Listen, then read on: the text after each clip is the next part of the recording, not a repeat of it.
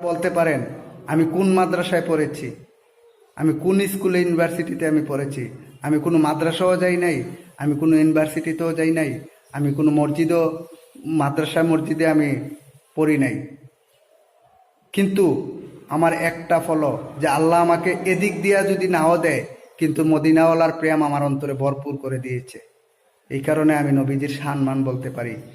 নাইলে আমার ইউটিউব চ্যানেলে যাবেন, যদি নবীর বিরুদ্ধে কোনো কথা আমার পান, তাহলে আমার ফাঁসির ভিতরে ঝুলাইয়া মারবেন।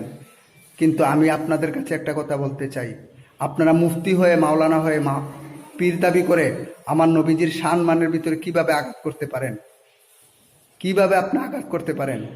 আপনার কি বুকে একটু ভয় আসে না যে আমি কার বিরুদ্ধে কথা বলি, কার সম্মানের বিরুদ্ধে কথা বলি?